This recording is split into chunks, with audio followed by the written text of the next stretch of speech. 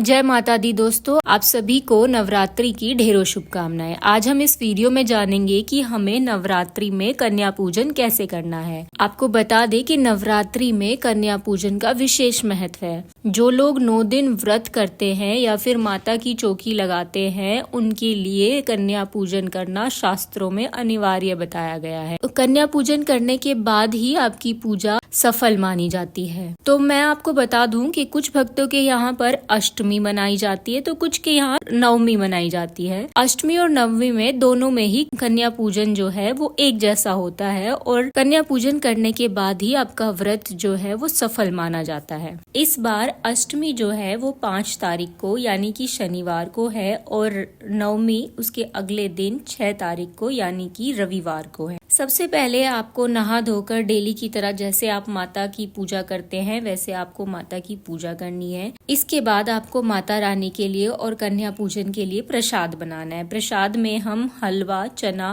पूरी जो कि माता को बहुत ज्यादा प्रिय है, इसको बनाएंगे और साथ में आप सब्जी भी बना सकते हैं। आप चाहे तो आलू की सब्जी बना लीजिए, नहीं तो आप आलू और चने की मिक्स सब्जी बना लीजिए। ध्यान रहे कि आपको प्याज का इस्तेमाल नहीं करना है। प्रसाद में हम सबसे पहले हलवा बनाएंगे, पूरी और चने का प्रसाद भी साथ ही बनाएंगे। अब हमें क्या करना है कि हलवा, पूरी और चने का जो भोग हमने बनाया है, सबसे पहले हम माता रानी को समर्पित करेंगे। जैसा कि आप सबको पता है कि ये जो भोग है ये माता रानी को बहुत ही ज्यादा प्रिय है। माता रानी को भोग समर्पित करने के बाद हम कन्याओं को बुलाएंगे। अब आप कन्याओं का स्वागत करेंगे। आपको कन्याओं के लिए आसन लगाना है, उस आसन पर आप कन्याओं को बिठाएंगे। ध्यान रहे कि आप कन्याओं के साथ साथ आपको एक लांगुरिया भी बुलाना है, यानी कि 9 कन्याओं के साथ आपको एक लांगुरिया भी बुलाना है, एक लड़का भी होना चाहिए। आसन पर बिठाने के बाद अब सबसे पहले कन्याओं के पैरों को धोएंगे। उसके बाद आप सभी कन्याओं को तिलक लगाएंगे और उन्हें कलावा बांध देंगे। ये सब करने के बाद आपने जो भी प्रसाद उनके लिए बनाया है, माता रानी के भोग के लिए बनाया है, आप वो कन्याओं को भी समर्पित करेंगे। इसके साथ साथ आपने जो कलश पर नारियल रखा था, आप उसे भी फोड़ के प्रसाद के रूप में कन्याओं को और माता रानी को समर्पित करेंगे। कुछ भक्तों के यहाँ इसको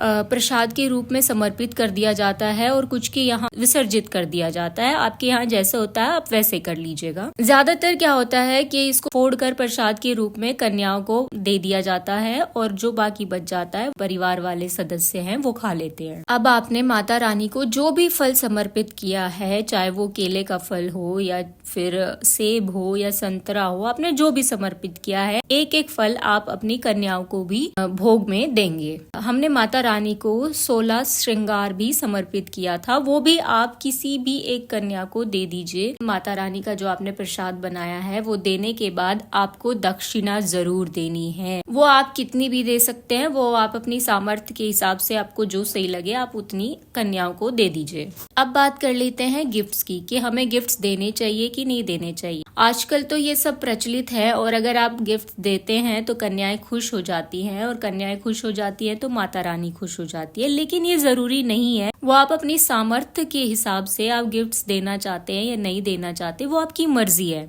लेकिन आपको दक्षिणा तो जरूर ही देनी है। इसके बाद हम अपनी कन्याओं को विदा करेंगे और माता रानी का आशीर्वाद लेते हुए उसी से आप अपने व्रत को खोल लेंगे। अब इस तरह से हमारी अष्टमी और नवमी की जो कन्या पूजन की विधि है वो पूर्ण होती है, पूरी होती है। आप सब जानते हैं कि नवरात्रि में माता रानी के 9 रूपों की पूजा की जाती है, इसीलिए अष्टमी और नवमी के दिन 9 कन्याओं का पूजन करना आवश्यक है। 9 कन्याओं को जिमाना जरूरी माना जाता है, जो हमारे शास्त्रों में भी लिखा हुआ है। कन्याओं का सम्मान करने से देवी दुर्गा जो है वो प्रसन्न होती हैं, वो खुश हो जाती हैं और परिवार में खुशहाली बनी रहती है। कई बार क्या होता है कि हमें कन्या नहीं मिल पाती क्योंकि उनकी उस दिन इतनी ज्यादा डिमांड हो जाती है कि ढूंढने पर भी वो नहीं मिलती है। कई बार ऐसा हो जाता है। तो इस स्थिति में अब आप क्या करें, आप 9 जगह जो है कन्याओं के लिए प्रसाद को निकाल दीजिए और अगर आपको कन्या मिल जाती है बाहर कहीं तो आप उनको दे दीजिए और अगर नहीं मिलती है तो आप ये जो प्रसाद आपने 9 जगह निकाला है ये आप गौ माता को खिला दीजिए। कन्या पूजन के बिना नवरात्र अधूरे हैं। अगर आपको ये वीडियो थोड़ी भी यूजफुल लगी है या आपके काम की लगी है तो आप कमेंट में जय माता दी जरूर लिखिए।